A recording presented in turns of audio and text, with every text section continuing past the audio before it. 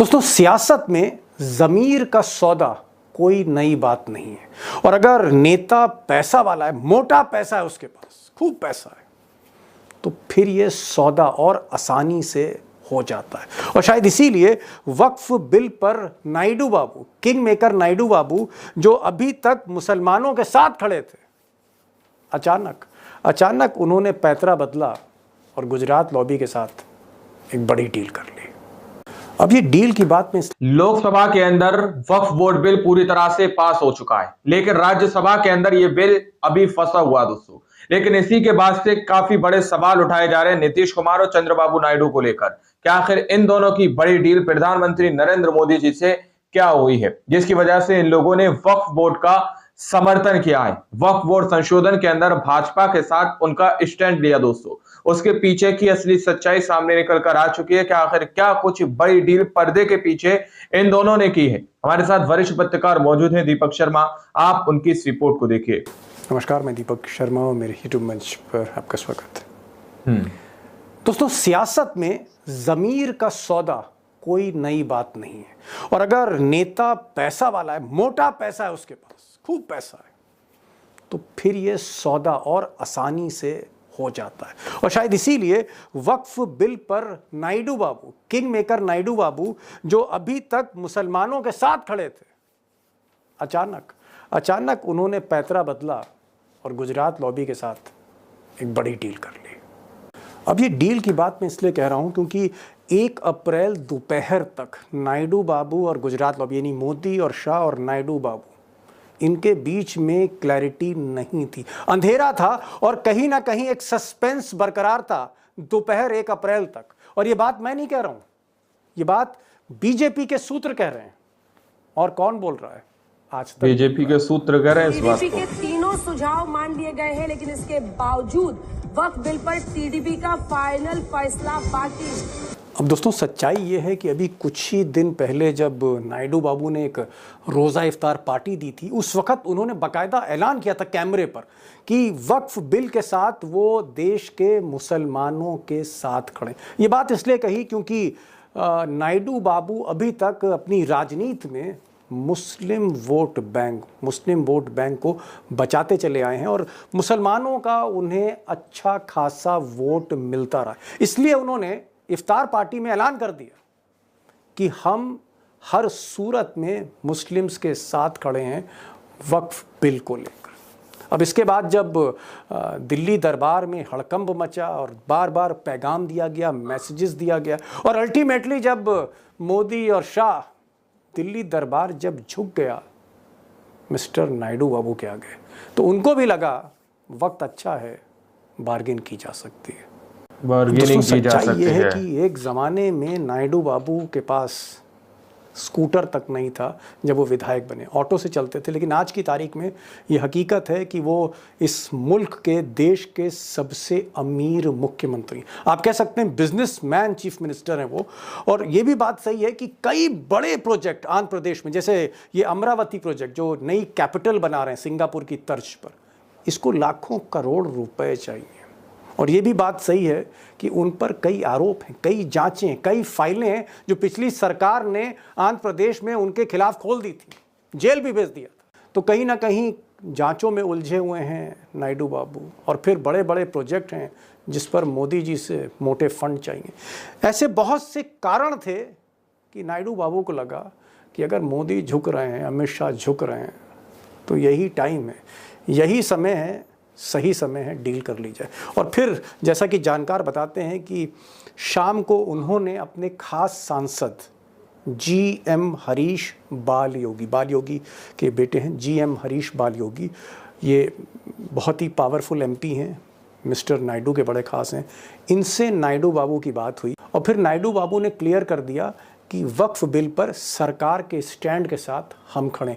और इसके बाद जो बाल योगी हैं उन्होंने एक लेटर जारी किया जितने भी 16 सांसद हैं लोकसभा में टीडीपी के, और सबसे कहा कि वो कल जो है हर हाल में वो सदन में रहें और गवर्नमेंट के इस स्टैंड का समर्थन करें, यानी वक्फ बिल का समर्थन करें। तो शाम तक जो सस्पेंस था वो एक तरह से खत्म हो गया, क्योंकि मिस्टर नायडू डील कर चुके थे। अब दोस्तों, अगर नायडू साहब के पॉइंट ऑफ व्यू से देखें, उनकी दृष्टि से देखें, तो नायडू साहब के लिए जो वक्फ बिल था ये वाकई उनके लिए ऐसी स्थिति थी जहां आगे कुआं है पीछे खाई है। एक तरफ मुस्लिम वोट बैंक जो बहुत ज़रूरी है उनके लिए, वो उलझता जा रहा था, उसका संकट था। दूसरी तरफ मोदी के साथ का संकट था। अब नायडू बाबू को 4 साल अपनी सरकार चलानी, और जैसे मैंने पहले कहा, बहुत सी जांचें खुल सकती हैं, बहुत सी जांचें चल रही हैं। उनको मोदी की ज़रूरत है पैसे के लिए भी, जांच से बचने के लिए। तो अगर ज़रा सी भी वो मुखालफत करते तो मुस्लिम वोट बैंक तो उनके साथ रहता, लेकिन मोदी का साथ छूटता तो फिर दोबारा जेल जाने की नौबत भी आ सकती थी। ये है सच्चाई नायडू बाबू की। अब उधर नीतीश कुमार का भी इसलिए वक्फ बिल का उनको समर्थन करना पड़ा। नीतीश कुमार ने जब रोज़ा इफ्तार पार्टी दी, उस वक्त भी उन्होंने कहा कि भाई इस बिल में हम मुस्लिम्स के साथ खड़े हैं, मुस्लिम हमारे भाई हैं। और यही नहीं, जिस दिन ईद थी तो ईद के दिन वो बाकायदा मुस्लिम नेताओं से, बड़े बड़े धर्म गुरुओं से गले मिले और फिर से उन्होंने आश्वासन दिया, भरोसा दिलाया कि आप घबराइए नहीं, हम इस बिल के साथ खड़े हैं, हम वही करेंगे जो आप चाहते हैं। और यही नहीं, उनके जो मुस्लिम मंत्री हैं, मुस्लिम एमएलसी हैं, उन्होंने बाकायदा कैमरे पर कहा कि ये बिल वापस लेना चाहिए मोदी सरकार को। सुनिए नीतीश कुमार के एमएलसी की कैमरे पर बातचीत, और वो भी एक दिन पहले की। तो मैं नरेंद्र मोदी जी से आग्रह करूंगा, इस विधेयक को वापस ले लें, यही देश के हित में होगा। अब दोस्तों, ये बात सही है कि जिस तरह के नीतीश के हालात हैं आजकल, और जिस तरह से उनका chief minister office Amit Shah ने एकदम कैप्चर कर रखा है, रिमोट अमित शाह के हाथ में। नीतीश कुमार के पार्टी के जो कार्यकारी अध्यक्ष हैं जनता दल यूनाइटेड के, मिस्टर संजय झा, ये तो अमित शाह के ही आदमी निकले, अमित शाह की गोद में ही बैठे रहते हैं। और एक साहब और हैं लल्लन सिंह, ये कभी बड़े खास हुआ करते थे नीतीश कुमार के, ये भी जब से मंत्री बने हैं मोदी सरकार में, ये भी गोद में बैठे हैं। तो ये जो दोनों नेता हैं जेडीयू के, ये जिस तरह से शाह की गोदी में बैठे हुए हैं, शाह ने इनसे भी वही करवाया जो दोपहर में नायडू बाबू से कराया था। यानी कहीं ना कहीं जेडीयू भी गुजरात लॉबी के आगे झुक गई। अब दोस्तों, दूसरी तरफ जो मुस्लिम पदाधिकारी हैं, टीडीपी हो, जेडीयू हो, ये सब पूरी तरह से गुजरात लॉबी के सामने झुककर मेरी पटना भी बात हुई कुछ जेडीयू के विधायकों से, पदाधिकारियों से, और मेरी हैदराबाद, विजयवाड़ा, आंध्र प्रदेश में भी बात हुई टीडीपी के कुछ नेताओं से। उनका ये कहना है कि साहब उन्हें अभी भी उम्मीद है, जबकि विप जारी हो चुकी है, लेकिन उनको ऐसा लगता है कि अगर बिल जब टेबल होता है सदन में, लोकसभा में कल, उस वक्त अगर जो सुझाव दिए थे टीडीपी ने, अगर उन सुझाव को तोड़ा मरोड़ा गया तो TDP floor of the house में, सदन में इरादा बदल सकती है। अब उम्मीद पर दुनिया कायम है, मैं इस पर टिप्पणी नहीं करूंगा, लेकिन मुझे ऐसा लगता है एक बार जब डील हो जाती है तो फिर हो ही जाती है। अब सवाल इस बात का है कि नीतीश और नायडू अगर इस बिल का समर्थन करते हैं तो all India Muslim personal law board, Muslims की और तमाम बड़ी संस्थाएं या मुस्लिम समाज, उनका रुख क्या होगा? क्या नरसिम्हा राव जैसी स्थिति होगी नायडू बाबू की, नीतीश कुमार की? और क्या ये जो मुस्लिम वोट बैंक है हमेशा हमेशा के लिए उनसे अलग हो जाएगा, दूर हो जाएगा? तो मुस्लिम लीडर्स का क्या सोचना है और उनका इस पर क्या राय है? मुझे लगता है इसको राय है या फिर उनके क्या स्टैंड है, क्योंकि कहीं ना कहीं मुस्लिम समाज की, नीतीश हो या नायडू हो, उनके लिए स्थिति कोई बहुत अच्छी नहीं है। अगर वोट के हिसाब से आप देखते हैं, वोट बैंक के हिसाब से देखते हैं, तो एक बड़ी गलती नीतीश और नायडू से हो गई। भले ही बदले में कुछ ना कुछ बड़ी डील कर ली हो, लेकिन अगर आप वोट बैंक के लिहाज से देखेंगे तो गलती हुई। बहरहाल बात करते हैं इस पर। आज प्रोफेसर सलीम इंजीनियर साहब हैं, जमायत इस्लामी हिंद के वाइस प्रेसिडेंट हैं, और ये वो शख्स हैं प्रोफेसर साहब जो बाकायदा जेपीसी में गए, कमेटी में गए, उन्होंने प्रेजेंटेशन भी दिया, उनकी बातचीत भी हुई और इस पूरे मामले पर वो गौर कर रहे हैं। उनका क्या कहना है? क्या वो सुप्रीम कोर्ट जाएंगे अगर ये बिल पास होता है? नीतीश नायडू के साथ क्या होने जा रहा है? मुझे लगता है कि आपको प्रोफेसर सलीम इंजीनियर साहब को सुनना चाहिए, गौर से सुनना चाहिए, क्योंकि तस्वीर आगे की जो बनती हुई दिख रही है वो सलीम साहब क्लियर कर रहे हैं। सलीम साहब, जो मेरा पहला सवाल है वो ये है कि मान लीजिए अगर नायडू बाबू जो मुसलमानों का वोट आंध्र प्रदेश में लेते हैं, अगर नायडू बाबू इस बिल के समर्थन में चले जाते, मान लीजिए सिचुएशन है, जी कल तो क्लियर ही हो जाएगा रात तक, तो जी फिर मुस्लिम्स का स्टैंड क्या है? देखिए, मुस्लिम्स की तरफ से ये मैसेज बहुत क्लियरली चला गया है। अभी विजयवाड़ा में एक बहुत बड़ा प्रोटेस्ट हुआ था विजयवाड़ा और के अंदर उसमें ये प्रोटेस्ट मैसेज हुआ दिया था गया है वक्फ बोर्ड के कि खिलाफ। मौजूदा जो गवर्नमेंट है वो इन दो पार्टियों के अलायंस की वजह से टिकी हुई है, जिसमें चंद्रबाबू नायडू की पार्टी तेलुगु देशम है और नीतीश कुमार जी की पार्टी है। तो इन दोनों पार्टीज को ये मैसेज दिया गया है कि अगर किसी भी तरह से ये बिल पार्लियामेंट में अगर पास हो गया तो उसके लिए ये दोनों पार्टियां जिम्मेदार होंगी, ये क्योंकि दोनों इन पार्टियां दोनों जिम्मेदार पार्टियों होंगी। के रोल पर ही डिपेंड करता है कि ये बिल पास हो या ये पास ना हो पाए। तो अगर ये दोनों पार्टियां खुलकर इसका विरोध करेंगी तब ये बिल रुक सकता है।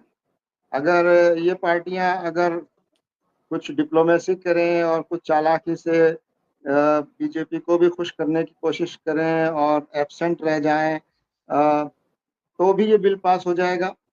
तो ये मैसेज साफ दे दिया गया है कि इस बिल को अगर ये बिल अगर पास हो जाता है पार्लियामेंट में तो इसके लिए ये दोनों पार्टियां जिम्मेदार होंगी और फिर उसके जो सियासी पॉलिटिकल जो नताइज हैं वो जाहिर है कि इन दोनों पार्टियों को बहुत सीरियस इसके रिपरकशंस होंगे पॉलिटिकली।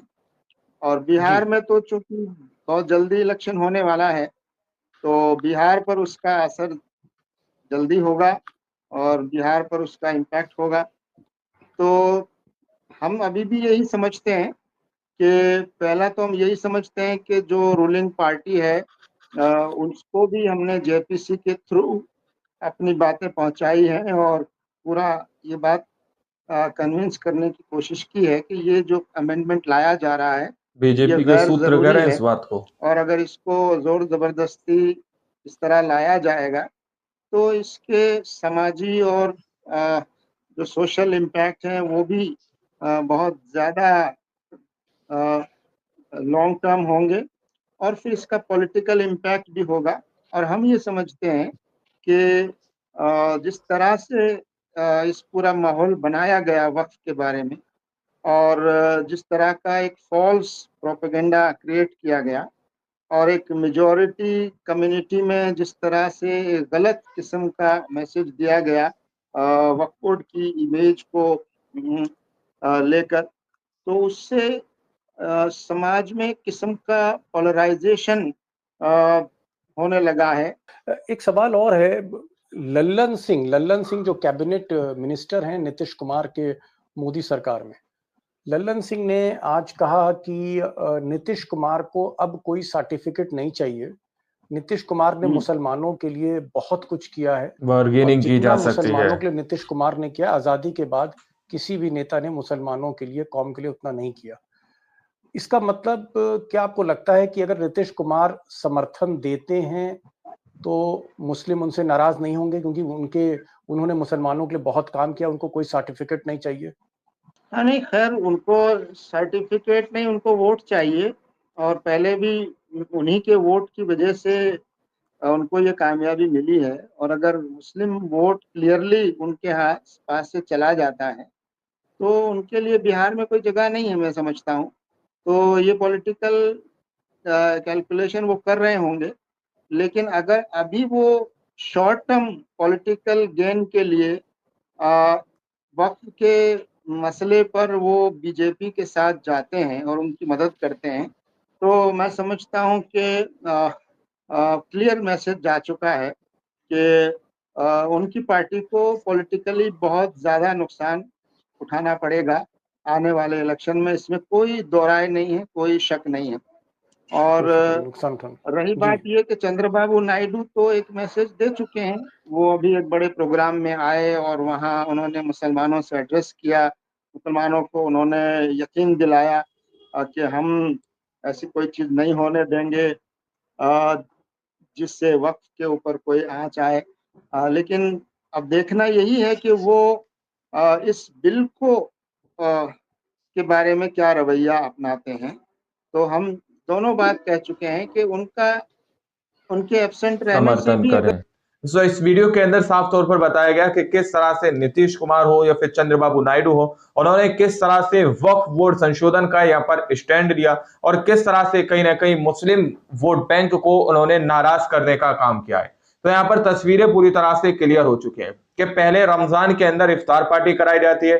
इफ्तार पार्टी के अंदर मुसलमानों को यह आश्वासन दिया जाता है कि हम वक्फ बोर्ड के साथ खड़े हुए हैं, हम मुसलमानों का स्टैंड लेंगे। भारतीय जनता पार्टी का जो मंसूबा है वक्फ बोर्ड में संशोधन करेक्शन करने का, हम उसको पूरी तरह से सिरे से खारिज करवा देंगे। लेकिन ऐन वक्त पर जिस तरह से टीडीपी और जेडीयू ने भारतीय जनता पार्टी का साथ दिया और वक्फ बोर्ड को लोकसभा के अंदर पास करा दिया, तो ये मंसूबे सामने निकल कर आ चुके हैं दोस्तों। लेकिन अभी राज्यसभा के अंदर इस पर एक बड़ी बहस छिड़ी हुई है। अब आप लोग जरा सोचकर बताइए कि एक तरफ चंद्रबाबू नायडू और नीतीश कुमार मुसलमानों को आश्वासन दे रहे हैं, दूसरी ओर भारतीय जनता पार्टी के साथ काफी बड़ी डील कर रहे हैं दोस्तों। अब आप लोग इस पूरी वीडियो के बारे में क्या सोचते हैं, क्या समझते हैं, अपनी राय कमेंट सेक्शन में जरूर दीजिएगा। सच्ची बक्की खबरें देखने के लिए चैनल को सब्सक्राइब कीजिए। मिलते हैं अगली वीडियो में, जब तक के लिए जय हिंद, जय भारत।